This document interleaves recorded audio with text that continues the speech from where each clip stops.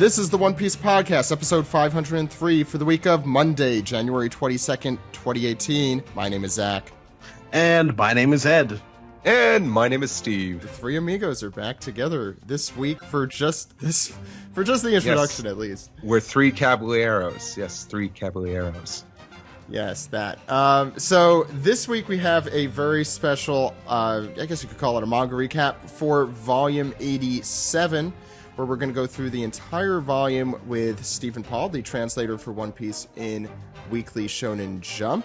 We'll also have two of our 500 One Piece Podcast episode 500 spectacular interviews that have not been shown yet on the podcast feed itself, but have been available on Patreon, along with many more. So if you haven't, please go to patreon.com/OnePiecePodcast to listen to 3.5 hours of additional listening footage, audio footage.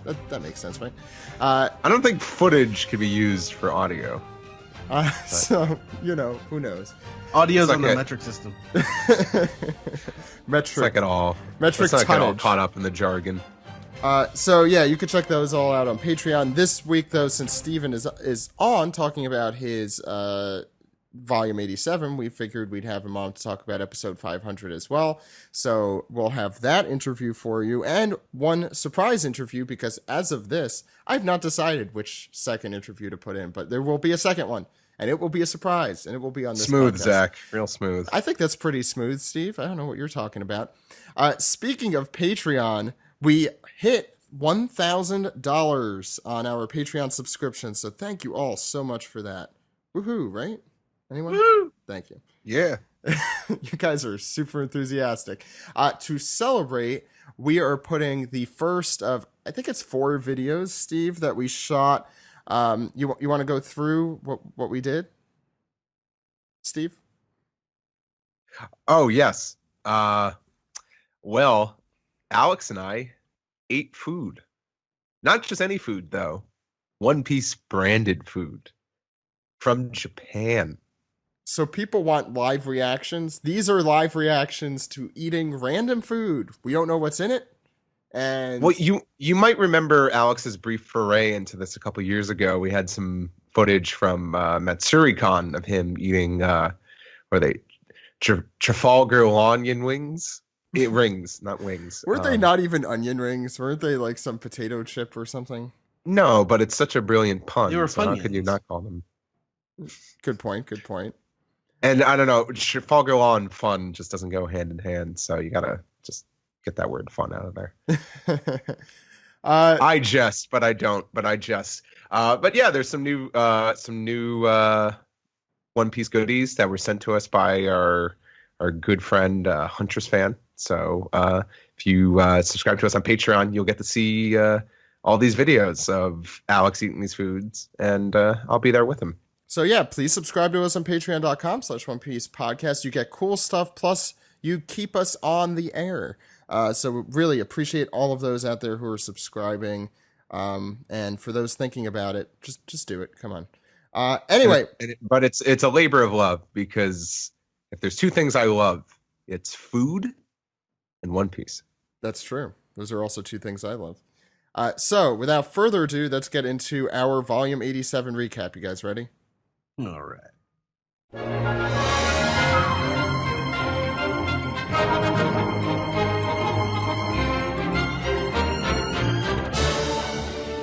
This is our volume 87 recap, and with us to discuss volume 87, we have Stephen Paul, translator for One Piece and Weekly Shonen Jump. Hi, Stephen. That would be me. How's it going? Pretty good. Pretty good. What's the title of this volume? This would be volume 87, Bittersweet. And also joining us, we have our co-host, Steve Yurko. How's it going, Steve? That would be me. I'm doing well, thank you. Good to hear.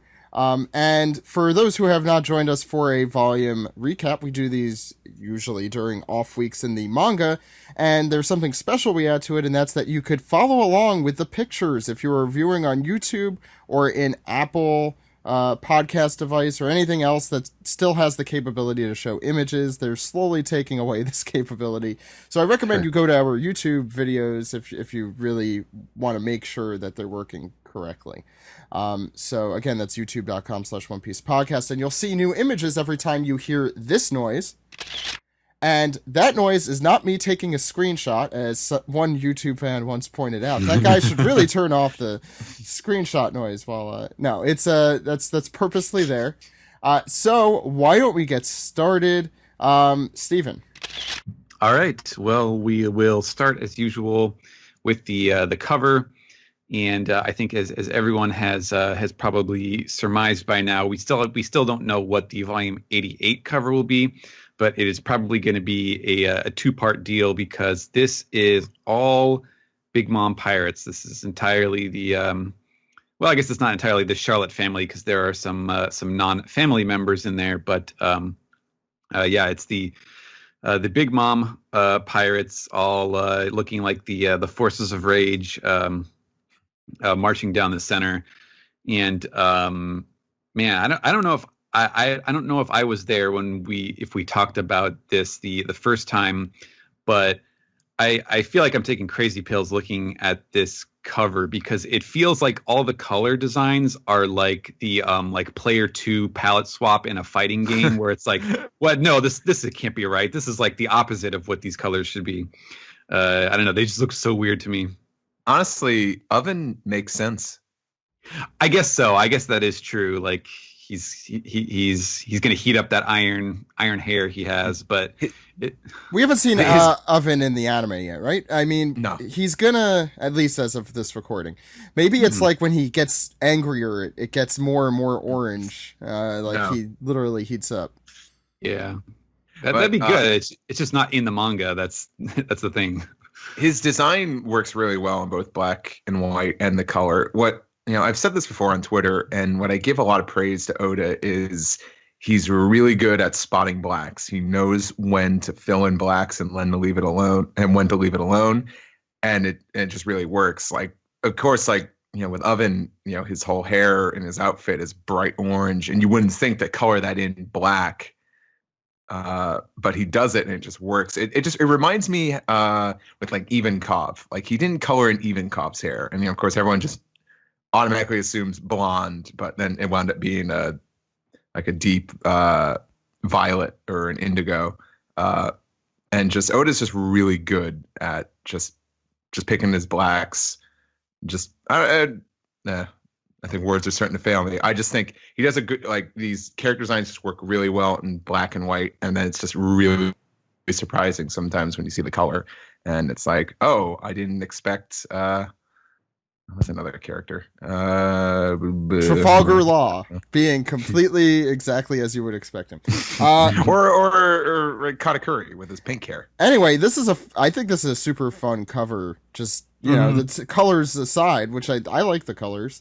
I do agree, but I will say that the colors are remarkably well defined for like the cover as a whole. Like it's all very light blue and pink. Everything kind of plays off of that, which does make it look good overall, I think. I mean, it is a little lopsided because what is that, Prometheus to the right there kind of, I think, moves everything to the right. Mm-hmm. But in general, I mean, I love the scene that's playing out specifically in the back with Niwatori and Peckham's. Something's going on there. And Zeus's hat accidentally looking like it's popping off of. Yeah, that's a little weird. Yeah. Yeah. Any more thoughts on the cover? I think that's it from me. So underneath, we, as usual, have some Panda Man appearances, and this seems like a pretty straightforward one. There are two Panda Mans as I can find them. One of them is Panda Man himself, who is just kind of popping out in between Smoothie and Strusen, like just over Galette and Oven's head, just doing the piece, doing the Richard Nixon there, as he does. And the other one is Napoleon. He's not Napoleon anymore. Now he's Panda Man Leon. I'll write that down. Sure. Sure. Yeah. The skull logo on the hat has been replaced by the Panda Man face, which is pretty good. But yeah, pretty standard Panda Man appearances. But this is actually not the only cover related gags that we have, because when we turn to the inside flap for Oda's author comments, for some reason, I don't know why, he included the let's see, is this volume 84 or 85? It is the Germa cover with Sanji and Luffy at the top, and then Germa 66 all dressed up in their poses in the front, and he drew in what looks like maybe bear ears and snouts on all of them. Sanji, Luffy, Judge, Reiju, Ichiji, Niji, and Yonji. I think he's having fun with his the Apple Pencil thing. Something. It looks a little bit like the the Snapchat filters. And his comment is literally like, now there you go. I've added more. More content. Volume 87 begins. Oh, he's really running out of stuff here. Yeah. Yeah, he's running low on ideas.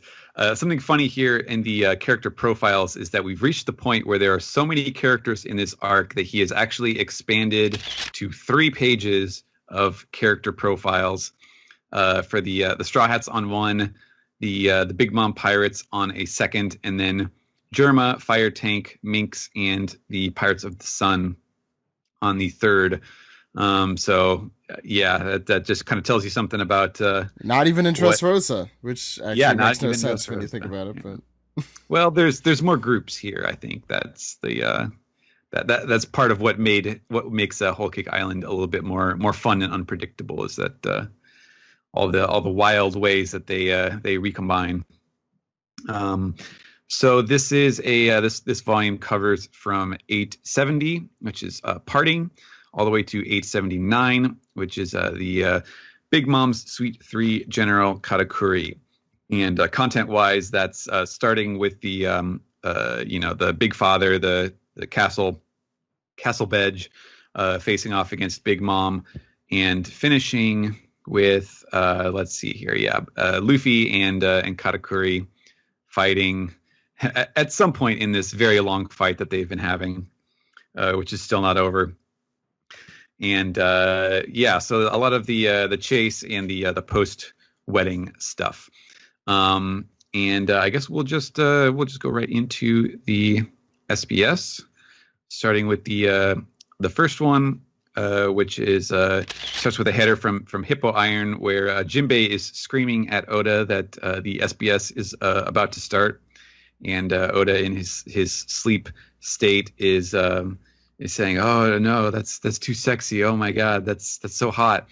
And Jinbei's yelling at him to wake up. Yeah, just a little bit creepy. Oda is just such a weird combination of Luffy and Sanji. The first one, the title call comes from a reader who says, I love animals. I was super excited when the minx showed up for the first time, and so as a sign of gratitude, I have a message from my cat here. And then they drew in a little cat and a speech bubble, and he's saying meow, and then in parentheses, start the SBS.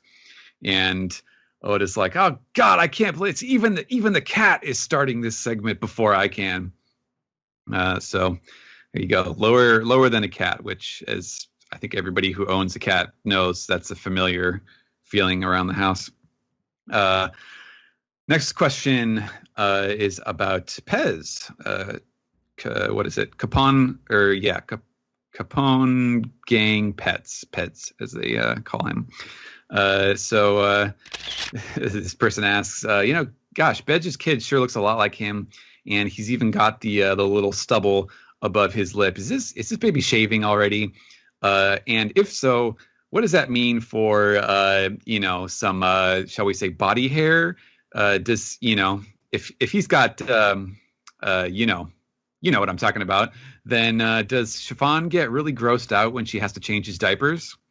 And I'm glad we're getting off to this SBS with the pressing questions. It's coming. And he says, okay, first of all, Stefan doesn't care about that. She's his mother. She loves him, of course. And as for the question of what is on his upper lip, it is triangle shaped. So, maybe it's like a tortilla chip. Maybe it's like a Dorito. There's a different brand that he mentions, which is a Japanese brand, which is apparently Don Tacos, which I've never heard of. But that's an amazing taco brand name. That's a pretty good. That's not Don Chucos, but Don Tacos. But it's even better because it has the mafia connotation. It's Don Tacos. Yeah. Hello, I am Don Taco. Or do it with a Don Taco. Yeah. He says it just happens to look like a mustache. That's all. But as for your question as to what does he have down there, and he does this like drum roll thing where he's going brrr, but then like he kind of throws in between.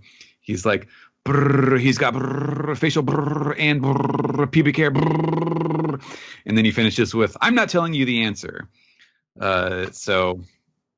I guess I don't know. I don't know if that really comes across in text as well as he hoped, but there you go. Pez has pubes. Write that one down. No. The next question is this like some sort of Benjamin Button thing? Is he just like aging in reverse, or? Yeah, he gets more hair out of his ears the younger he gets. The next question is from a person who names drops one of the infamous like pervy question guys. The question is, can I lick Smoothie's legs? That's what Chamorro Shimizu asked me to say. And Chamorro Shimizu is this guy who has constantly written in with gross questions. And Oda's like, that sick bastard. And then there's a follow-up question. Draw more fan service. Rawr. That's what Chamorro Shimizu asked me to say. And Oda repeats, that sick bastard. So there you go. Getting off to yeah. start. Every one of those questions were disgusting. Wait. So this guy was basically asking. This guy was asking dirty questions and then attributing it to a well-known pervert and SBS question answer. So those lovable perverts. Mm-hmm. Those scamps. Yep. Run along, you. So the second SBS segment starts off with a really cool header. I really like this one. It's just a shot of the upper half of Pudding's face, and with her three eyes visible, and then the S, B, and S are in her eyelashes. But they do the eyes really, really nice. Very crazy, cool. Some crazy mascara there at work. So the first question here is, after the scene in chapter 858 where Luffy and Brook fixed their teeth by drinking milk, I was wondering, do all of these Straw Hats repair their teeth with milk? And Oda says they sure do, and then he adds a disclaimer: please visit the dentist, boys and girls. Luffy and his friends are weird. So he's got to throw that in there. Crap. So this milk won't solve my dental issue, is what you're saying? No. Well, screw that. Only. Just stop drinking this milk then. The next question, finally a serious question, is what is the name of Shanks's sword? And what it reveals. I'm shocked this has never come up before. Yeah. Well, I think it's one of those things that he would not have needed to mention at first, but as you know, as there got to be more and more weapons in the story, and they all ended up with names, then it was like, oh yeah, I guess he needs his needs a name too. Especially since he doesn't seem to have any other obvious powers. He could at least have a name for his sword, and that name is Griffin. And then he teases us here with a little like, oh yeah, we've known Shanks ever since the very first chapter of One Piece, but I wonder, how does he actually fight? So thanks for that answer right there. Yeah, it'd be funny if he just pulled out a gun all the time. Just Indiana Jones it. Or the sword turns into a gun. It's like, what? Yeah. Go ahead. The next question is from a reader. Maybe this is from Hong Kong. It's from Kunlun Pretzel, which I believe Kunlun is a place in Hong Kong, if I'm not getting that mixed up with Taiwan. But the question is, Vinsmoke, Judge, and Sanji both have blonde hair. So does that mean that the other 4 Vinsmoke children does that mean they dyed their hair when they were young? Or is it one of those bloodline elements things, aka DNA? Oda says, it's strange that they all have, these siblings, these not quintuplets, but quadruplets and then one sister all have different colored hair, isn't it? But, the answer is already out there. It is due to the manipulation of their bloodline elements, as mentioned. But because it didn't work on Sanji, he was the one who ended up with the same hair as his parents. So cool confirmation there. I think we posited that a while ago. Yet another example of how they were literally designed to be a Sentai team. Still on the fence about it. I don't know. Well, we need to see more of them. It's been a really long time since. It has. Yeah. It's weird. And the last question, and this one is, I still love Pudding even after I found out about her true nature. And I have a little insert of evil Pudding laughing at about the idea of her marrying Sanji. And Oda's answer is, so you've chosen the path of thorns, witness the tragic fate of man. So very, very dramatic answer there. Is that a Game of Thrones quote? No, he's just saying like, oh wow, you still love Pudding, huh? Well, good luck with that, buddy. I feel for you. That's what he's saying. Yep. And so the next SBS segment is kind of a crazy. Okay, let's see. That's definitely Barriete on the right. Looks like a squid version of Barriete. Yeah. And then I guess that's BB, right? The gorilla mink. And those are bananas. And the bananas making up the SBS. So the first question is, after volume 86, I became a huge fan of Katakuri. I was wait, hang on a second.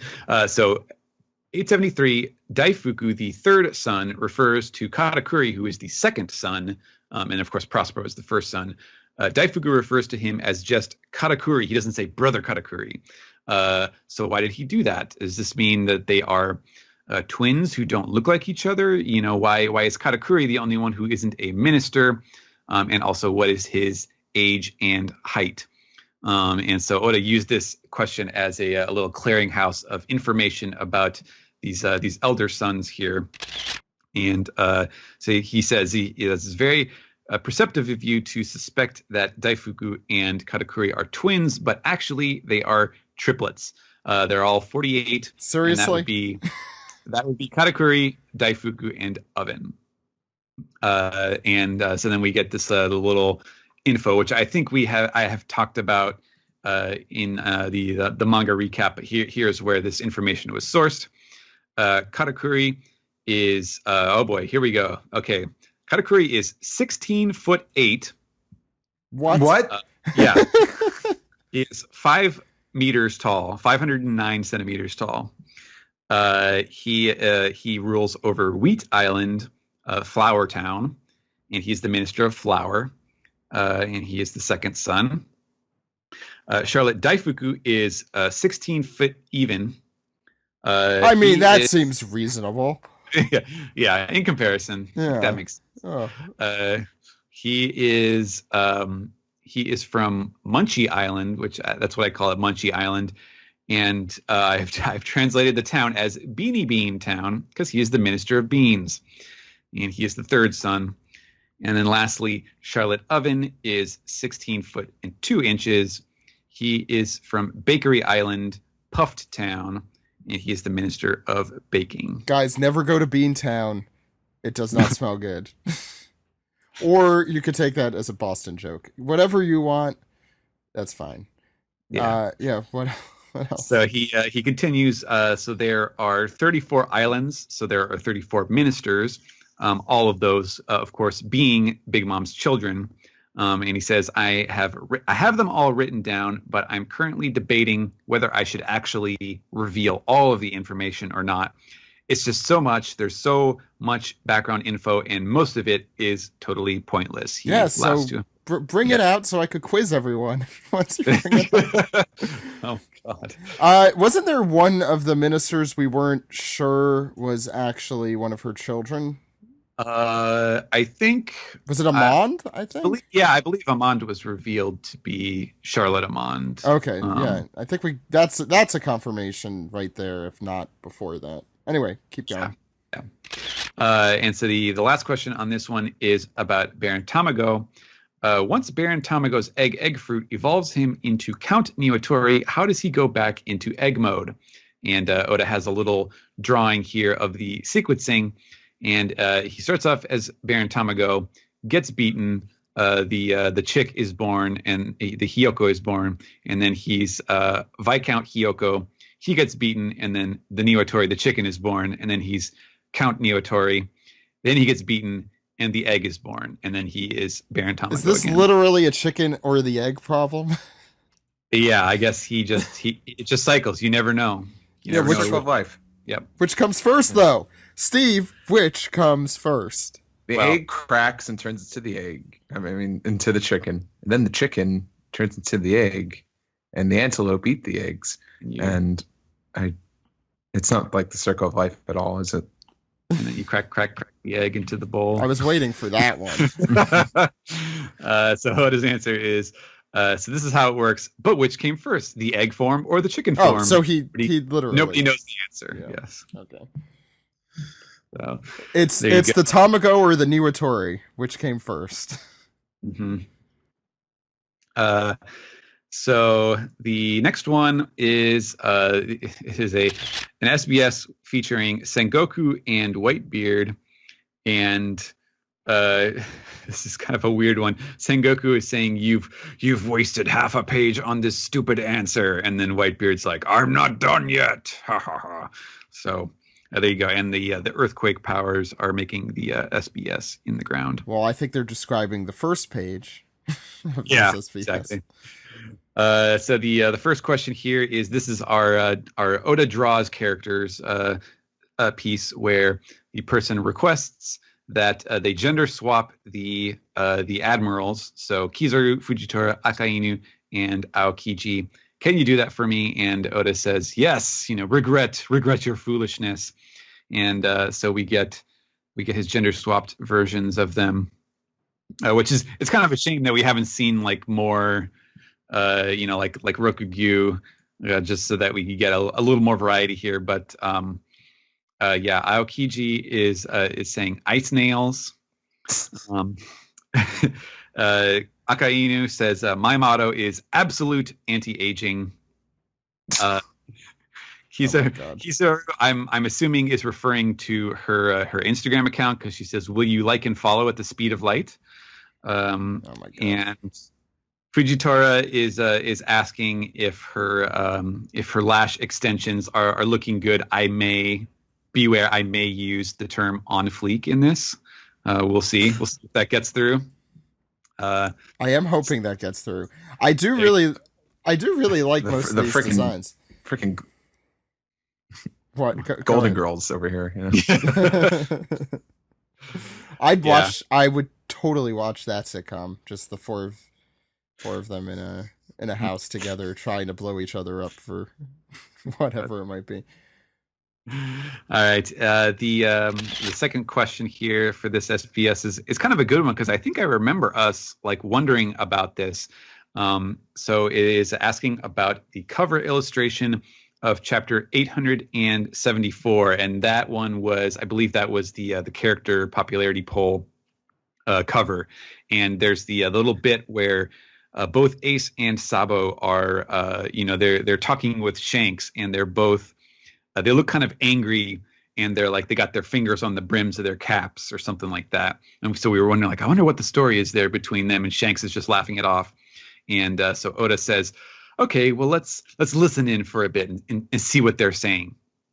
And so he gives us this little script. Ace says, hey, Mr. Red Hair, allow me to apologize for my little brother and thank you for everything you've done for him. And Sabo says, my name is Sabo. It's a pleasure. I'm also Luffy's brother. I must insist on showing my appreciation. Thank you so much. I hope we can count on your continued generosity. And Shanks is like, oh, knock it off, you guys. I get it. Come on, come here. Share a drink with me. So, yeah, it's true that they look angry, but apparently they're just being so forceful with their feeling like they really need to apologize and express their appreciation for Luffy to this kind of father figure that he had. Oda adds then, from what I remember, Ace got some good manners lessons from Makino ages ago so that he could thank Shanks properly when the time came. So there we go.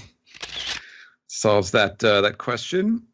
And moving on to the next SBS. This one is a pretty cool one of Kinemon using his flaming sword powers, and the haze of the flames is making a very stylized SBS in the background behind him. I miss Kinemon. Yeah, right. Yeah.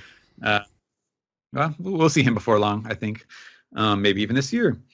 So the first question is about the scene in the book library, the prison library, I should say, where Jinbei saves Luffy and Nami, and the book burns up, all that stuff.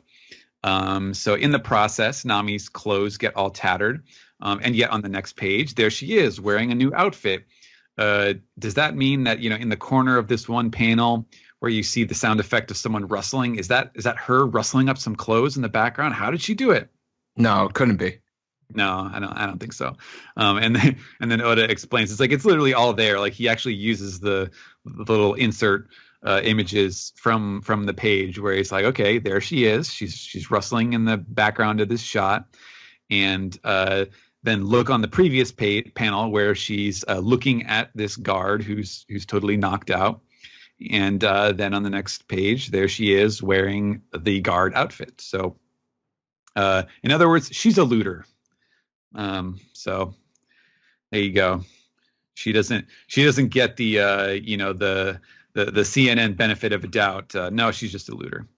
After the storm. So last SBS here is about the Hanafuda cards on the cover of chapter 862, where young Shanks has the 4 cards in his hand as he's laughing with I believe that was with Buggy. Yeah, I was although it's cut off in the picture. And this was a question from Kamiki-kun, the famous One Piece mania, and he was noticing that the cards. So this is kind of a homophone, and so I ended up kind of translating it slightly differently just to make it make a little more sense in English. And so he was saying, I was looking at these Hanafuda cards Shanks is holding on the cover, and that particular hand that he is holding is called the 4 lights, like the 4 emperors, because it sounds like Yonko in Japanese. And Oda's like, man, that is great. I can't believe you noticed that. He's like, yep, that's right. There's the hand in Hanafuda called the 4 lights. In Japanese, it's pronounced very similar to 4 emperors, which would seem to to herald his future status as one of those emperors. So very well done. Is it just me, or did we point that out when it came out? I feel like no. I would not have known that. So okay. if we did discuss it, it was probably like someone had noticed it, and so we were. Yeah, I can't recall. Yeah, 862 was a little bit ago at this point. Yeah, it was a while ago. Yeah. That is neat. Yeah, I think the actual name of the hand is Shiko, and it means 4 lights. But she and Yon are interchangeable. But it was just like, oh, that would be 2 steps to explain in order to reveal, to go over the Japanese. So I just sort of smoothed it up a little bit. The final SBS for this volume is we start with the birthday stuff, which is what about Frankie? What about Frankie? Oh yeah, we start off with a very, very cute little chibi Frankie doing the SBS with his chain arm. And I don't know, is that just like the shockwave for the first S? I think that's kind of like, yeah, like a little bit of like dust or smoke. Very inventive. I actually like this one. Yeah, that's a good one. I like the way Frankie looks. So the birthdays here, we only have a couple. The first one is for Carrot, and the readers, it has the birthday of May 24th, which doesn't have any characters.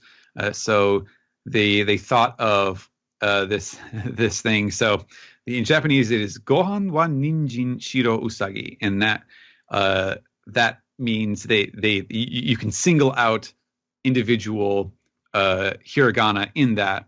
That would mean 5, 2, and 4, and the meaning of that phrase would be the white rabbit who eats carrots, or whose food is carrots. So there you go. That's Carrot's birthday, and it is like, oh, okay, yeah, sure. Actually, I find your reasoning very cute. And following that, we have Rebecca and Scarlet, and Rebecca. Boy, this one is crazy. So the B in Rebecca is used for 8 because a capital B and the number 8 look similar, and then the 4, and then a 4 that comes from the word maboroshi, or like the illusory or the missing, the vanished princess. So that 8-4, so August 4th, and then Scarlet has the to at the end. Scarletto is 10, and then the B, the bet from Rebecca, and the 8, the haha for mother. So Scarlet's mother turns into October 28th. So there some little family birthdays there. It's like, okay, sure, so that's fine. And then Oda has a little announcement here where he says, okay, well, there's no way that I can display all of the birthday suggestion letters here, so I think we're going to reveal them on the internet now, and that way we can properly attribute all of your pen names as we fill in the birthday calendar on onepiece.com. Has your birthday been filled in yet? You can always check out the homepage for the series, which of course is in Japanese. And as always, you can still submit ideas through the SBS. So some housekeeping there. And then lastly, the final question is about Kid and Killer. You wrote down during the discussion of their favorite and least favorite foods that both Kid and Killer hate curry udon noodles. So what's the story there? What happened in their past? Give us the rich backstory. And Oda says, when they were both young, they had their first crush on the same girl, and her name in Japanese is Shiruton Dorianaika, which is a very silly way to say what sounds like you are splashing, or the broth is splashing. And I think, let's see, what I have it down as broth splatterina. And that's a disgusting sounding name. So one day they were at lunch at school, and they were all having these, thick udon noodles in the curry flavored soup for lunch. And they looked up and they saw that their dear Splatterina was simply covered in the brown curry sauce. And they found it so funny that they laughed at her, and then she beat them both up and never spoke to them again. The bittersweet memories of youth. And that's all for this volume. See you next time.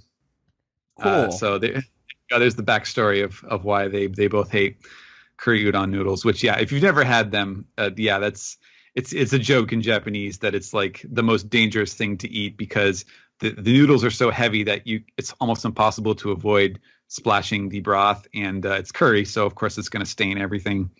So yeah, I just got to watch out for those.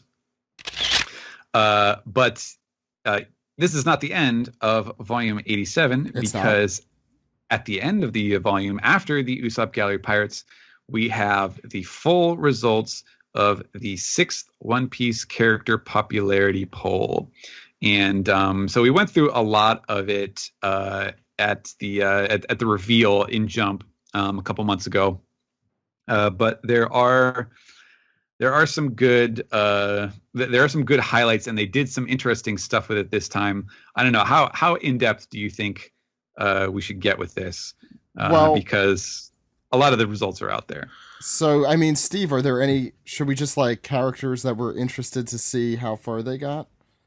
Falafel. Well, we know Falafel. Yeah, where was he? He was pretty high. Yeah, I feel like he was in the top 100, maybe. Oh yeah, for sure. I will say this: I am so happy that there's Jinbei love out there. Yeah, that's here in the States. It's a shame that Robin, Usopp, and Frankie have fallen out of the top 10, though, and Brooke as well. Though Frankie and Brooke have been out of the top 10 for a while. Okay, Falafra is at number 48, just below Senior Pink and just above Marshall D. Teach. So there you go. Yeah, that's Blackbeard's. That's where his stock is right now. Although to be fair, I think Blackbeard is also like he seems like a guy who's going to have difficulty getting popularity votes just because of his design. Do you know he also killed Ace? That too. People aren't over that. They're not over the fact that Ace is dead. Is he? Sorry if I seemed insensitive. What about Strawberry? I feel like he hasn't been paid enough attention to. Let me see. Actually, here I've got the file where I had I had to type all these in to send them in, and a search for Strawberry did not return any results. Whoa. So I don't think. Whoa! What? Now I will say that this is not an exhaustive thing, because after better not be. After 100, they just point out some other highlights from that point on, but not every character. Let's see, what are some other interesting ones? I was kind of happy. Had a huge drop off. He was in the top 10 last time, and he's down at 30 now. So Cavendish had a huge surgence. That's right. He went from 27 up to 13. Jesus Christ! Why? Yeah. Crazy. I don't know, but it's probably the fangirls. Mm-hmm. A lot of them like his design. I'm sure there's probably a lot of like weird, Cavendish Bartolomeo /Fix out there, stuff like that. Reiju, people really like pink female Sanji. She's cool.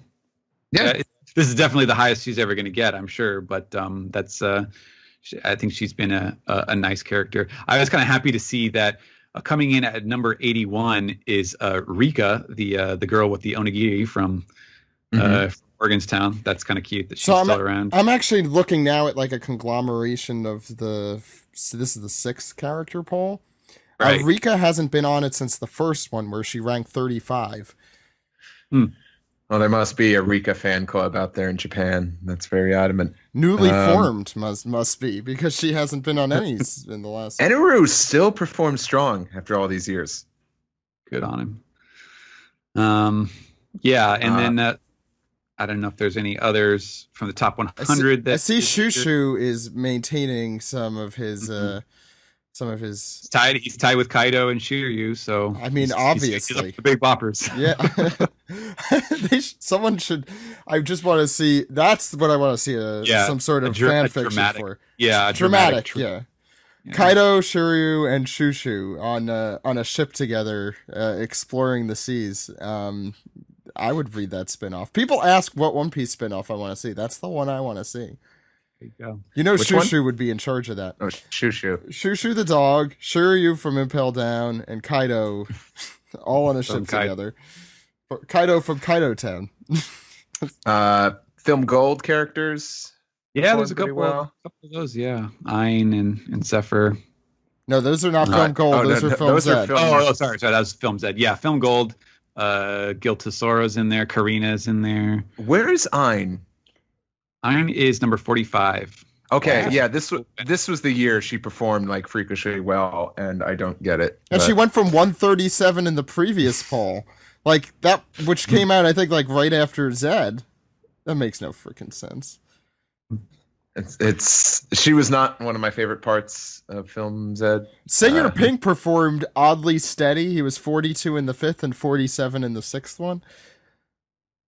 Now, if you want to get some weirder stuff here, so they after 100 there's a bunch of ties, obviously, since you're getting down to real low vote numbers, but they point out that so here we go. I'll just read these off because there's some real strange ones in these.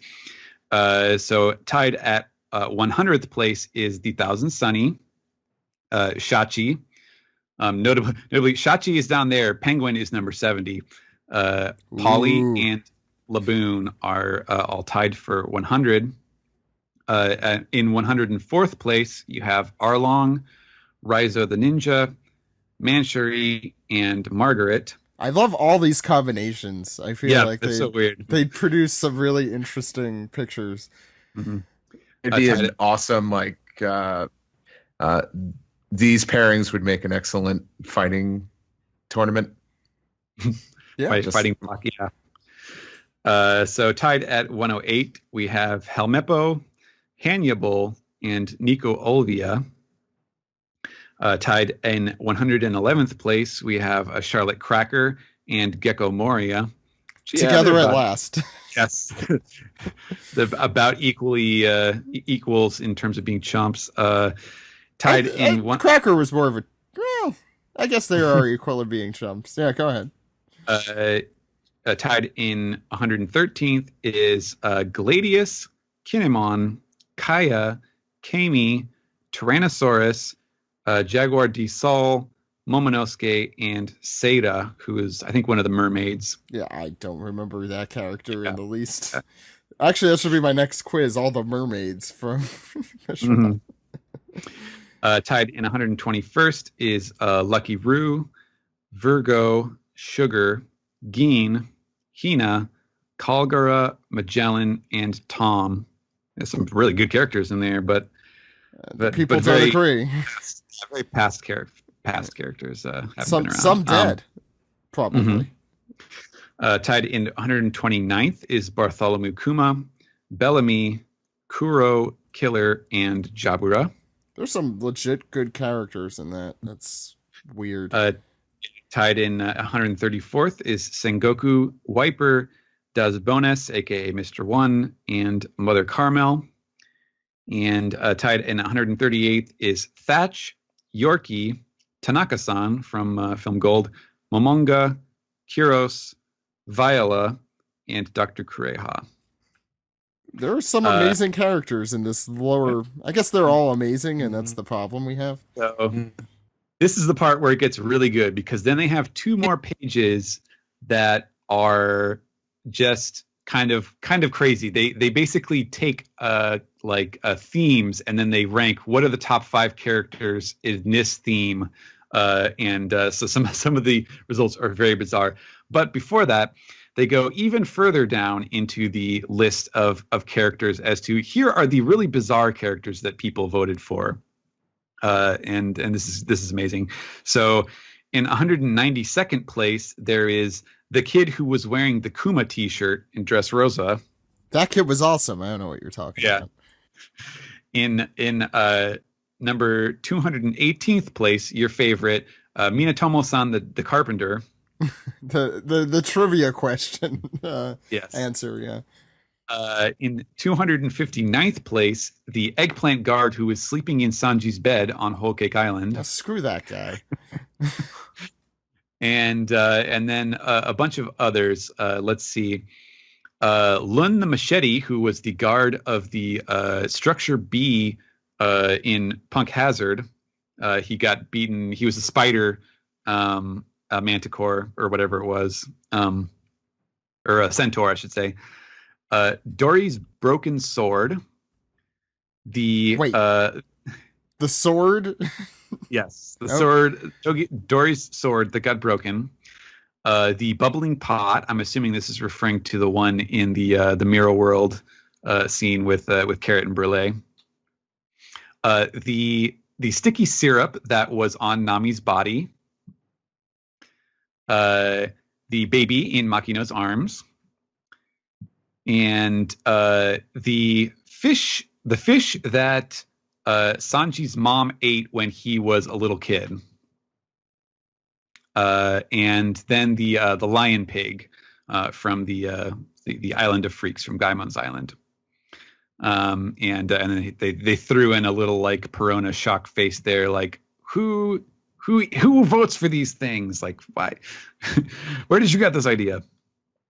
And so now after that we have the themed characters.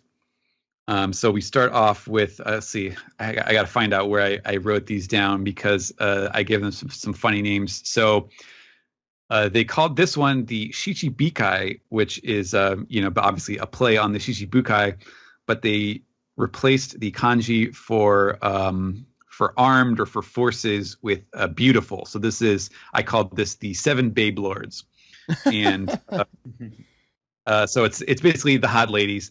Who what were their rankings? Number one of these is Nami. She came in 8th. Number 2 is Boa Hancock, who came in 10th. Number 3 is Nico Robin, who came in 12th. Number 4 is Vinsmoke Reiju, who came in 14th. Number 5 is Perona, who was 23rd.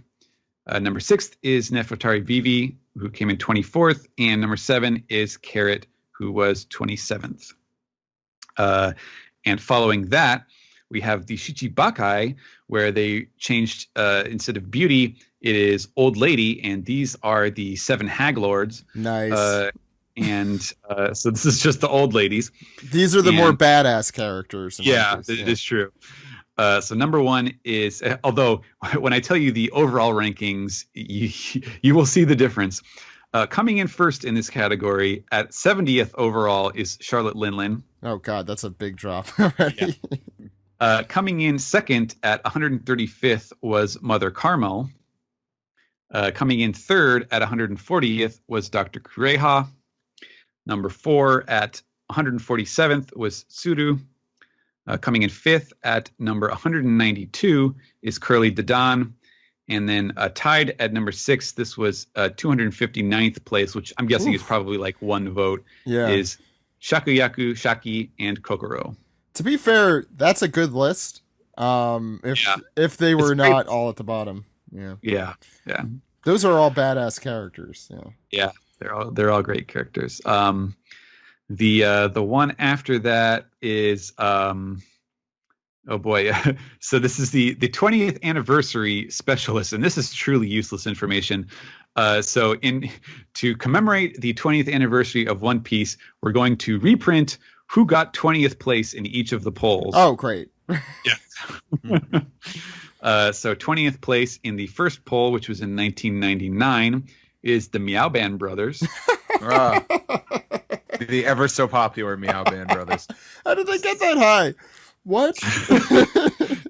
They only had 20 characters at 1999. It better have been dead last in 1999. Yeah. I hated those guys. Go ahead. Place in the second poll from 2002 is Buggy. 20th place in the third poll from 2006 was Tashigi. 20th place in the fourth poll from 2009 was Smoker. And 20th place in the fifth poll from 2014 is Bon Clay. And in this poll, the 20th one is Frankie. So now the second page of themed characters is the Whole Cake Island ranking. So basically, everyone, it includes basically Zoe as well. So the first place in this one is Vinsmoke Reiju. Second is Carrot. Third at 29th place is Charlotte Pudding. Fourth at 31st place is Neko Mamushi, or Cat Viper. And fifth place at 46th is Charlotte Katakuri. So there you go. I don't know. I feel like protesting that Cat Viper is on the Whole Cake Island ranking, but what are you going to do? I mean, the reasonable protest there. Technically the Whole Cake Island arc, so you could say that it started with No, let's not stuff get with into this. Sanji, but yeah. Let's not get into that. Cat Viper is a part of every arc. So yeah, anything else, Stephen? Yeah, so the next one after that is the Straw Hat Fleet rankings. So this is basically just the 7 captains who are the top 5. First is Cavendish, as we noted. He made a huge jump this time. Second is Bartolomeo. Third, pretty far down at 94th, is Leo. Fourth at 174th place is Ideo. And fifth at 192nd place is Sai. Apologies to Orlumbus and Hyrudin. Yeah. I would have put Hyrudin higher than Ideo. But the rest of them are fine, I guess. Yeah. And the last of the rankings here is the Charlotte family rankings. And that one starts with Charlotte Pudding at 29th. Second is Charlotte Katakuri at 46th. Third is Charlotte Linlin at 70th. Fourth is Charlotte Cracker at 112th. And fifth is Charlotte Smoothie at 158th. And then it says, One Piece grows along with its fans. Look forward to the 7th poll whenever that ends up happening in 2026. We're halfway through with the series. Thank you, Stephen. So that'll do it for our volume ranking for volume 87. Any final thoughts, Stephen? No, it was fun. I like that they added some more information, even if it was kind of annoying. It's always a bit annoying to translate the character polls, because I did do the previous one. I don't think I did the 4th one, but the 5th one I definitely did. And there's just a lot of like double checking information, like, oh, is that what we called this minor character in Viz? Is this right? Is that right? Do I have that spelling right, or is that just what I made up in my head? So that can be a bit annoying, but I do like that they included all of this kind of silly information at the back, because hey, if you're gonna go to the trouble of printing out all of this info on the voting, you might as well have some fun with it. So looking forward to the next one whenever that happens to be. Yeah. Steve, do you have any final thoughts on popularity thing or SBS or whatever? I'm surprised that many people like Don Krieg. What was the number for Don Krieg? Now I have to open it back up. Where is Don Krieg? Oh, I'm sorry. Let me help you there. He was on the last page. He was 63. No, he wasn't. Yeah, he is. He's tied with Gaimon and Pedro. Number 63? Mm-hmm. Yeah. Don Krieg? Yeah, Don Krieg 3063. Oh, okay. That's weird. Okay, that'll do it. Thank you guys for sticking around for this. Why don't we go into our next segment, or whatever we're doing right now? Let's do it. Thanks for doubting me.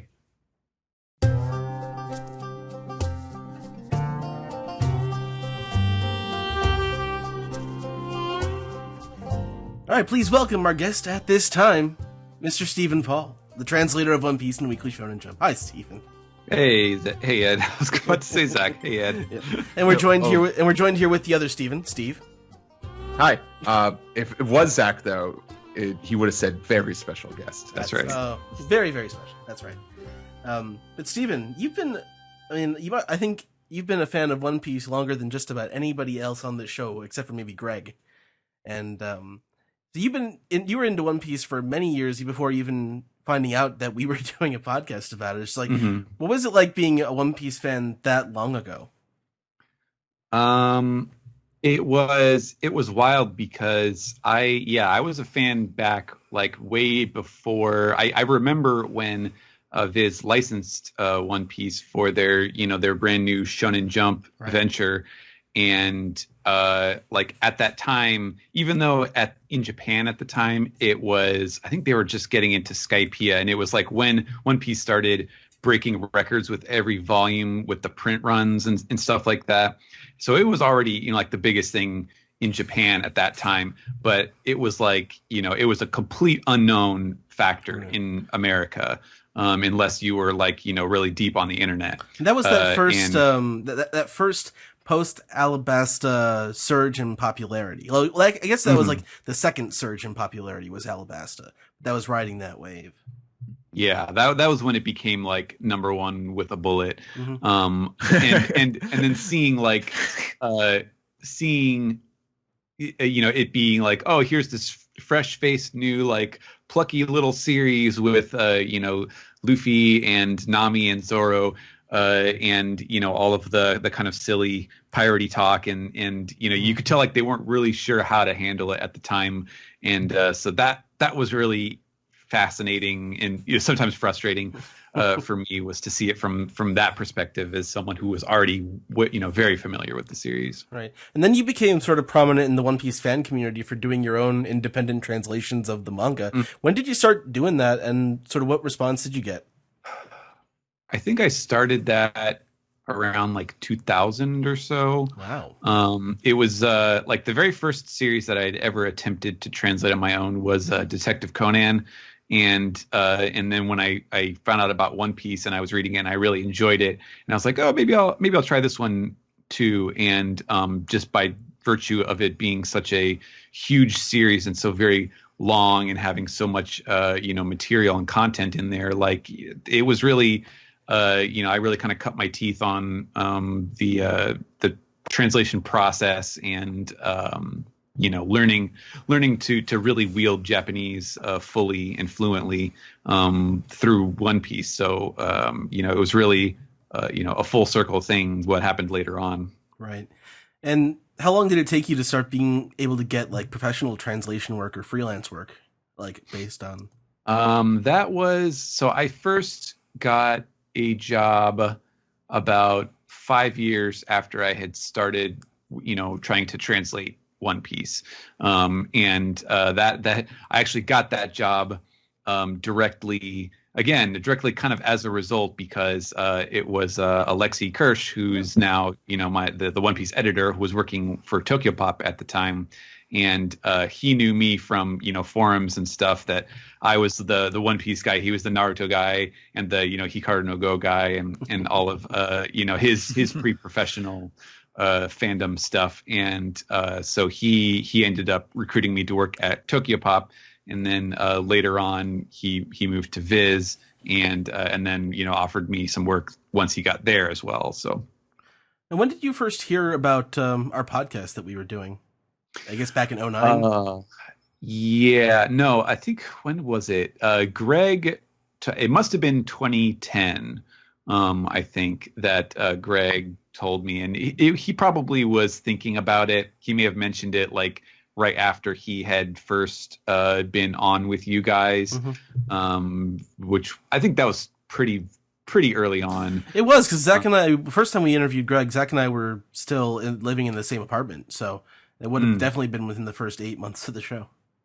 Yeah, and then it took a little while for that to all fall together. Like we had, like he had mentioned it to me, and I was like, oh yeah, sure, I guess. And I think I listened to an episode or two. I think the first one that I listened to actually was your Kanzenshu crossover. Oh right, the cross epic. Yes, the cross epic. And that was really good. I think that was definitely one of the best episodes that you guys did at that period of time. And so I was like, okay, all right, maybe this will be all right. And then however many months later, the plans finally fell together, and I was on the podcast, and then kind of slowly from there, the intervals between my appearances got shorter and shorter until I was on just about every week. Then what, 2012-ish, you got hired as the official translator? That is correct. Yeah, 2012. Or well, it would have been like late summer of 2011 was when I started working with Alexei to plan for the transition to Weekly Shonen Jump.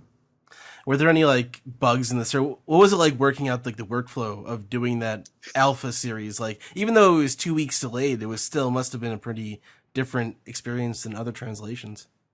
Yeah, I mean, I was used to the idea. Like it had been a while. I think it'd been a couple years since I had stopped translating, like stopped making text scripts. Mhm. And, because by that point I was also like, I was doing pro work, and I was like, okay, I lost a little of the drive to do that. Obviously I was keeping up with the series, but I was I was used to the idea of like, oh, here's the chapters out, got to rush through it, Mhm. get it done as quick as possible. I think the biggest learning curve for me was just familiarizing myself with all of the Viz style stuff. So like what their versions of the names were for, like Fishman has a dash in the middle, and stuff like that. Little details like that took a while for me to pick up. Steve, did you have any questions you wanted to ask Steven? I mean, I was thinking back as soon as we brought up 2012. I remember what a big deal that was, of course for you, but like by then you were on like fairly. I think that was back when you were still kind of every now and then. Mm-hmm. But I remember being very happy. I'm proud. I'm like, well, I don't want to be so self-indulgent here, but I felt like, yeah, one of us, Right. one of us is involved with it. Because to be honest, the English translation in the past had some very questionable choices, and it was the one time I thought, this is the guy. This is the guy that's going to make sure. There was a lot of confusion in the first 2 years of the podcast with regards to translations, and I think the fact that Viz did the alpha and that you were doing it, I think was also the reason we were able to have you on, because now that there was an official mode of getting the chapter out on a timely basis. Mm-hmm. Because otherwise we'd be relying on, well, crap. I think the podcast just upped in quality so much ever since we started having you on practically a weekly basis, because you were our encyclopedia. You were our go-to guy. If there was something like, what does this mean? Or right. What does this translate to? You were there. Or things we wouldn't even pick up. You were like, oh, I just wanted to point out that this is actually a reference to this obscure Japanese myth. And it's great. Like, you really, truly are a very special guest. Oh, thanks, man. Actually, I was gonna say, like, honestly, like part of that was like me like being like, okay, I need to be on here, because some of these times I'd be listening to the the podcast on an off week when you guys were already full or whatever, and just hearing you guys like talk about a chapter or something, and Zach just being like, oh well, that means like this. I think so. Yeah, I'm pretty sure. And he's like completely wrong, and I just be like, no, fuck, God. Oh. So it's not so much. I don't necessarily have questions for you, man. It's crazy that I don't know, because I knew of you on Arlong Park. I remember the name Steven, but we never interacted so much. And I never quite knew. It wasn't until I was doing the show that was your big thing. You're known for these translations, and I don't necessarily want to ask, like, how does it feel now? Well, you've been able to meet some Steven. You've been able to meet some of our fans. You've done a couple of our panels, I think, at Anime Expo for a few years, and I don't know, what was it like getting out and meeting the people like that? It's cool. Like I think aside, I don't know, maybe it's just people aren't that like idolizing of me or whatever, but I feel like every time that I've actually had like a personal interaction with fans from our panel, or from there was the time that I was on that huge like industry panel for One Piece at AX, whatever it was, like 3-4 years ago or so. Like it's usually someone who already knows about me from the podcast, or it's just some random person that's like, I collect autographs, give me your autograph or whatever, and I'm like, what? Okay. But it's not a position where usually you get that sort of attention. Like obviously, people want to meet like the dub actors and stuff like that, which makes sense. But like it has been really fun, like getting to do that sort of hangout stuff, doing stuff like meeting up for the Film Gold thing, where there were a couple of fans of the podcast that were hanging out, and it's neat. Like it's so rare to get the chance to do stuff like that in this type of job. So that's definitely a bonus. You also had you were involved with the interview we did with the Japanese voice of Eneru at AX, right? Yeah, I was loosely involved because I think I translated the questions and then someone else had to read them like off the page. It was like a little awkward, but it worked. We got him to say banana me. That's all. It's very confused, but yes, we did. That was the main objective of that interview. People need to go back into the archives and support us on Patreon. Get into the archives and look at that. That was what Anime Expo 5 or 6 years ago, I think. Oh God, and more, yeah. And it's really cool that now every time a volume comes out, though, we were a little backed up, but we've been able to go over the SBSs with you, and hell, you extensively went over some of the interviews and other stuff in the One Piece magazines. And I'm very thankful for that because I bought all three of those. I'm like, these are cool. I can't read them.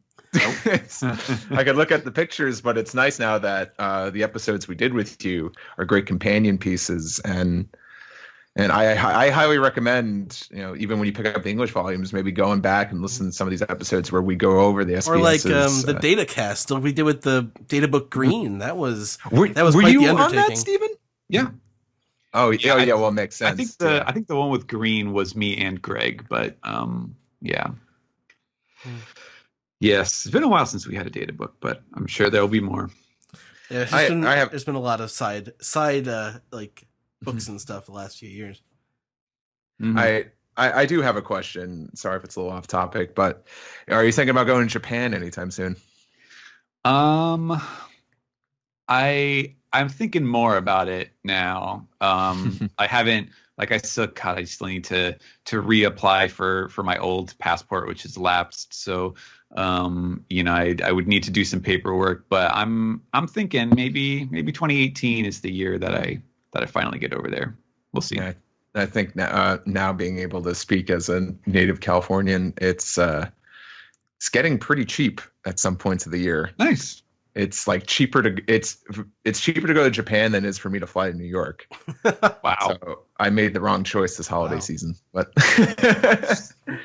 but I think of course, like you'd thrive there, no problem. But I was just curious to pick your brain, see if you were starting to think about that, and if there's anywhere in particular maybe you want to go, not necessarily Tokyo Tower, the Mugiwara, but if there's any sites in Japan that you're thinking about. I don't know. Like at this point that this would probably be like, maybe if not a honeymoon, like, some sort of a couple's trip for me. So that would probably have an effect, as far as like trying to, maybe go to like Kyoto or something like that, something where there's a lot of scenic stuff to check out. But I haven't really given it much thought beyond that. So still percolating. And speaking of marriage, I remember a story you told us about you and your wife a while back. I believe she just went through your phone, put on a random episode in the car, and I think at that point, there's probably Alex, and I forget who else, probably me, just kept doing the sound from Home Improvement. Yes, yeah. And I believe she just said the words, "So these are your friends." That's right. Yep. I couldn't think of a better introduction to what you set time aside for every Monday. That's actually a great way to end this interview. That's the most One Piece podcast thing I've ever heard. Yeah, pretty much. Thank you very much, Stephen. Yeah. All right. Thanks, guys.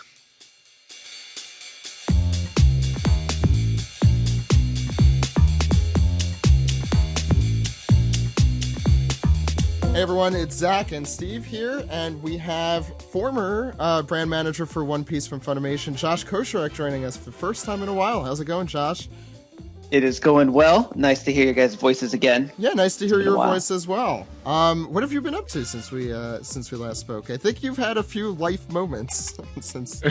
Yeah, I'd say I've racked up a couple, right? So, I left Funimation probably about like a little over 2 years ago at this point. Ended up going over to HP, Hewlett Packard, and I've been running their gaming division ever since. And so.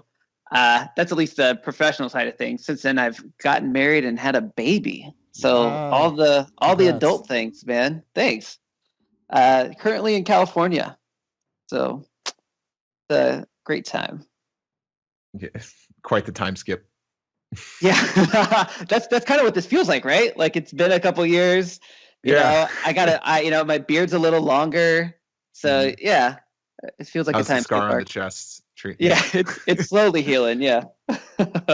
I remember our the first time we all met was back in 2012. It was at Otakon, and I believe you were our fake panel thing, right? Yeah, it wasn't our fake panel. It was we didn't get a panel at Otakon, so we just threw our own little mini convention at a hotel. It was fun. I remember that. I think I was like 20 days like into the job. Like I didn't know what the hell was going on. So we scared the shit out of you. Is what you're saying. Yeah, pretty much. I could see it in your eyes.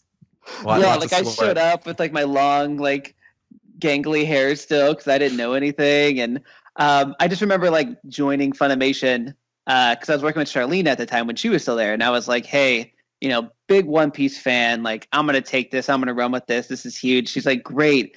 We're going to go to this thing at Otakon with the One Piece podcast. And I'm like, all right. And, you know, I'm still like trying to figure out like, oh, like, how do I do my job? And, you know, who are these people? But I mean, you guys were like super nice and inviting. And I mean, I think from there, we just kind of started to do more stuff together. That was a crazy haze that whole time there. Yeah. So I'll ask, how did you get into One Piece? For me, it's, you know, the typical story you hear, right, from most people, which is coming in, you know, One Piece had already been underway. For me, it was a friend recommendation. And so I had grown up watching like DBZ and, you know, all Sailor Moon, all the good stuff from like 90s. And I think I was like watching Naruto or something like that. And my friend was telling me about One Piece because he knew I was like really into the shonen type of anime. And so I came in right during the Alabasta arc. And it couldn't have been any better because it was right when like Luffy and Crocodile were fighting. So it doesn't get much better than that. And I just fell in love with it. I thought it was great. Thought the characters were great. It was funny. You know, you had a few touching moments in there. And then, you know, I just went back and read the manga and kind of caught up from there and been watching and reading ever since.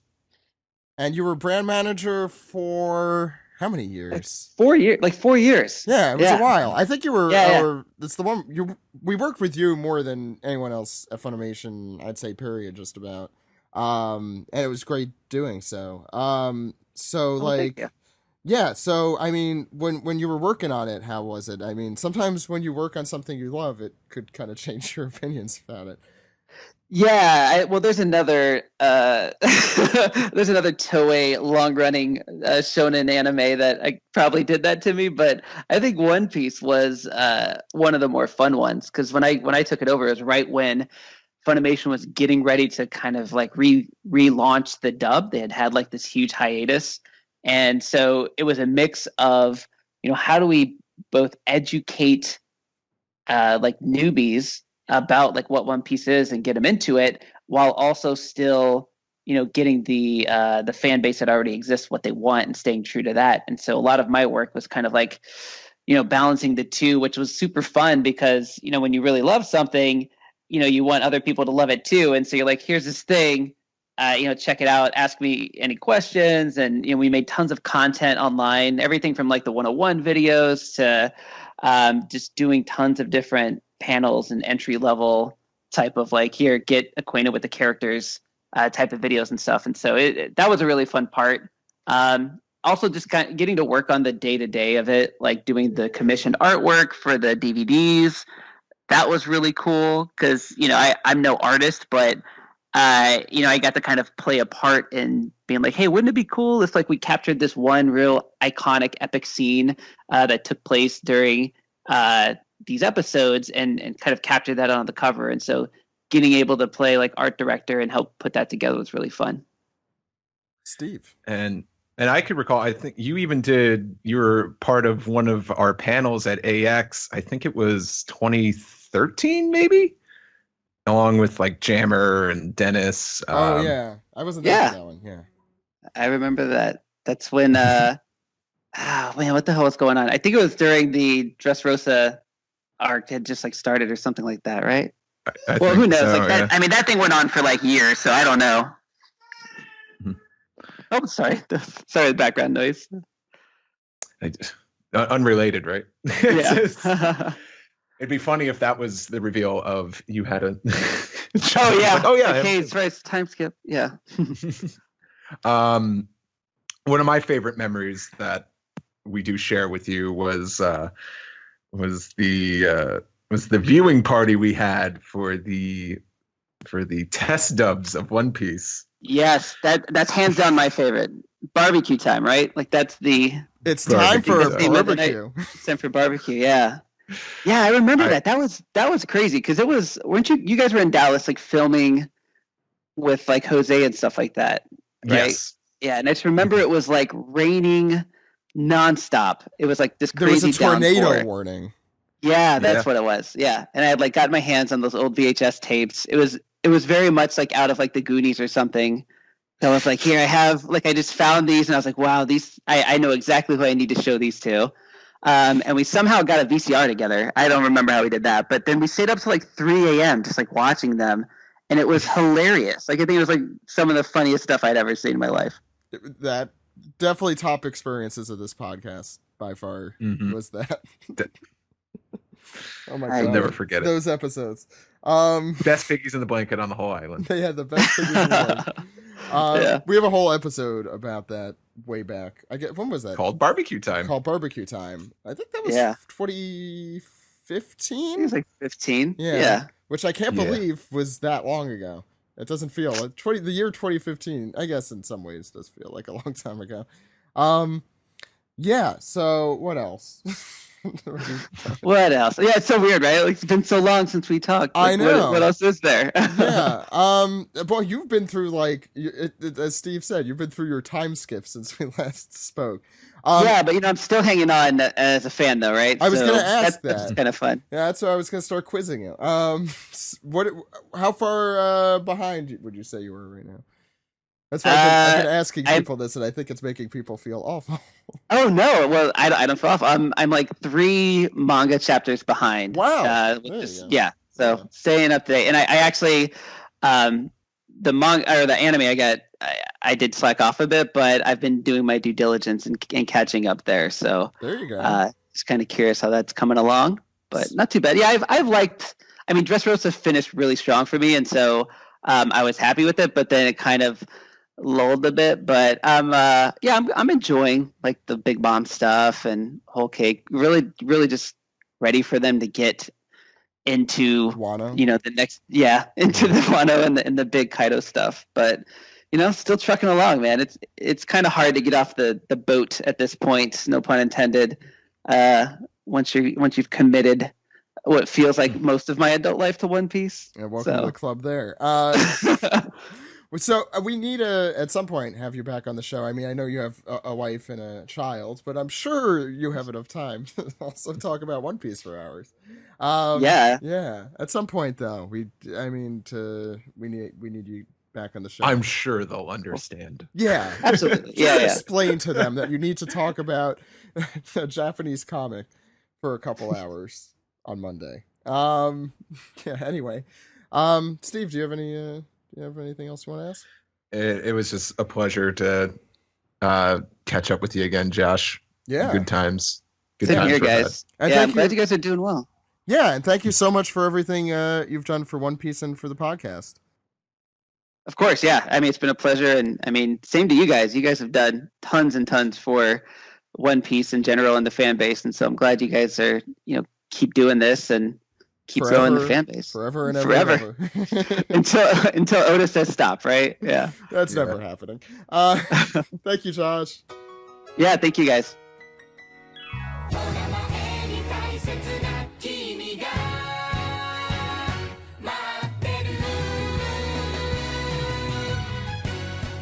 This has been the One Piece Podcast, episode 503 for the week of Monday, January 22nd, 2018.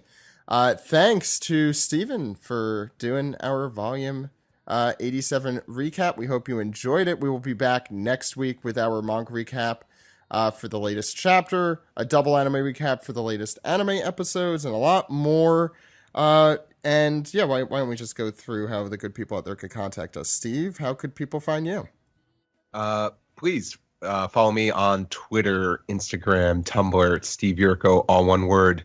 Please watch Hot Streets on Adult Swim. It's a new animated series created by Brian Weissel, who has written on Rick and Morty and Robot Chicken and a bunch of other cool shows. I did boards for the second episode, which was Snake Island, and the third episode, which aired last night, called Super Agent. Please check that out, but please check out every episode. Thank you for all those that have for supporting the show. And I'll also be at Katsucon. I'm going right back to National Harbor in Maryland in February, and I will be in Artist Alley. So please come check me out there if you are going. Ed, how can the good people out there contact us? Well, you are Zach_Logan on Twitter. I'm Edward E. One Piece. The podcast is at onepiecepodcast.com. Twitter.com, YouTube.com, and Facebook.com/OnePiecePodcast. Reddit.com/r/OnePiecePodcast. Leave us some piece together there. Support us. Patreon.com/OnePiecePodcast. OnePiecePodcast@gmail.com is our email address. OnePiecePodcast is our Skype name. Subscribe on SoundCloud. Subscribe on Google Play. Subscribe on TuneIn Radio, Zach. Thank you. Is that right? Yeah, that's correct. Yeah. Subscribe, rate, and review on Apple Podcasts, or call us on our phone number, Zach. Ed, that phone number is 347-497-MAJI. Maji. That phone number again is 347-497-6254. Call anytime. Anytime. We never call. You never write? With your questions, your comments, and your theories. Well, they write, but they don't call. Okay, I'm going to try this. I didn't write this down, so I may forget people too, but we always do our end of podcast quiz. That's what we've been doing. I figured it's just the two of you. Let's make this easy. All you have to do are name the Japanese voice actors who are the Straw Hat Pirates, okay? Oh, shit. You put me against Ed. Okay, what about this? We'll do the Japanese and then we'll do the English. Yeah. Oh, Ed will probably start. Okay. Ed, you start. Just any of them? They're 9. Yeah, you just until we run out. That's the normal rules. Yeah, go ahead. All right. Mayumi Tanaka. Steve. Cho. Ed. Katsuya Nakai. Steve. Kappei Yamaguchi. Ed. Hiroaki Hirata. Steve.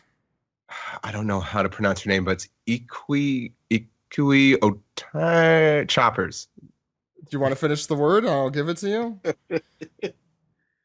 Which word? Voice actress? The last name for the person you were saying. Oh God, it's longer? No, you just say it again. Ikui Otai? I don't think I could give that one to you. Ed, do you want to steal? Yuriko Yamaguchi. Okay. Do you want to try and get the one that Steve was getting? Yeah. Ikue Otani. There you go. Otani. Ed, do you want to name the rest of them? There's only 2 more. Kazuki Yao and I've forgotten Nami's actress actually. I thought you had said Nami's. Oh, Akemi Okamura. That's the one. Yeah. Sure. So those, Steve, do you want to do the Funimation ones?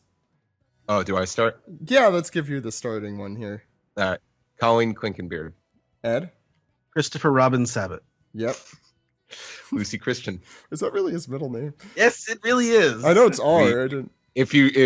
Well, I don't even know if the footage still exists anymore, but on Anime Fans Give Back, he explained that because his Skype icon or whatever. Oh, yeah, and he posted that picture on Twitter. Oh, right. It's Christopher Yes, Robin. Yeah. Okay, yeah, I remember.